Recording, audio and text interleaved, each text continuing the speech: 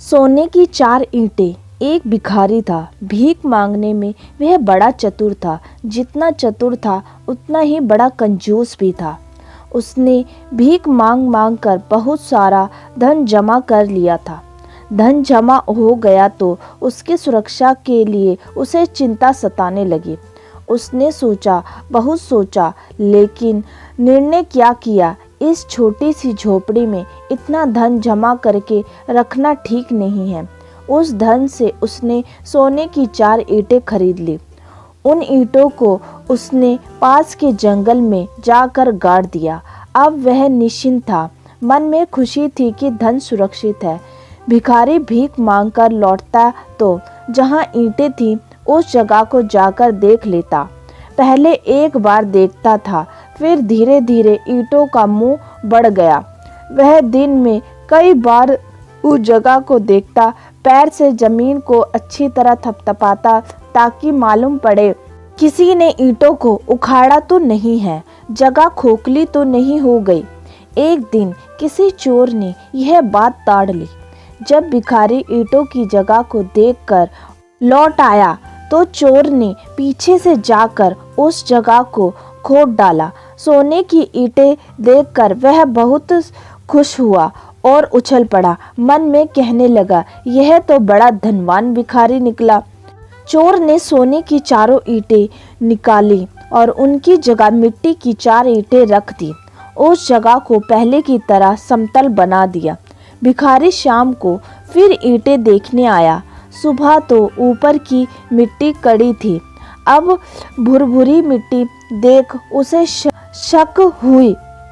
उसने उस जगह को खोदा। सोने की ईंटों की जगह मिट्टी की ईंटें रखी थी।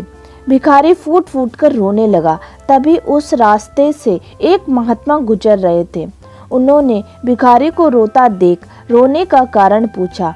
भिखारी बोला, महात्मा जी, मैं लुट गया, मेरा सब कुछ चोरी हो गया, अब क्या होगा। महात्मा यह सुनकर आश्चर्य में था। देखने में वह फटे हाल का था। शरीर पर अच्छी तरह कपड़े भी नहीं थे। जाड़े में कँप रहा था।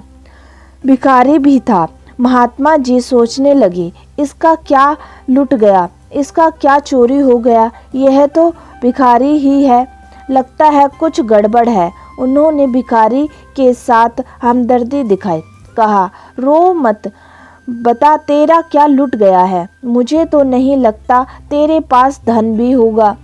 हाँ महाराज, धन था। मैंने भीख मांग मांग कर सोने की 4 ईंटें जोड़ी थी।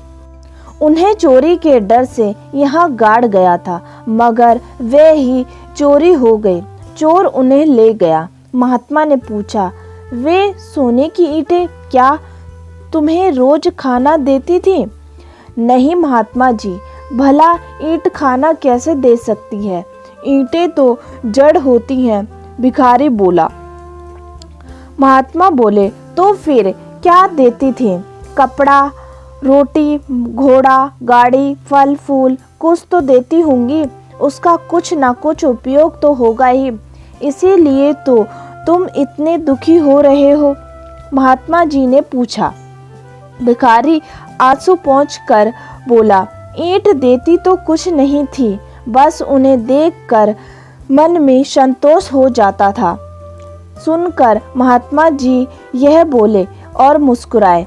जब सोने की ईंटें केवल देखने के ही काम आती हैं तो तब तो इन्हें भी देखकर काम चला लो। जैसे सोने की ईंटें देखी वैसे ही मिट्टी की, क्या अंतर होता है इनमें। भिखारी कुछ सोचने लगा और उसके मन में अभी भी शांति नहीं थी। महात्मा ने फिर कहा, सुख संतोष में है, लालच में नहीं।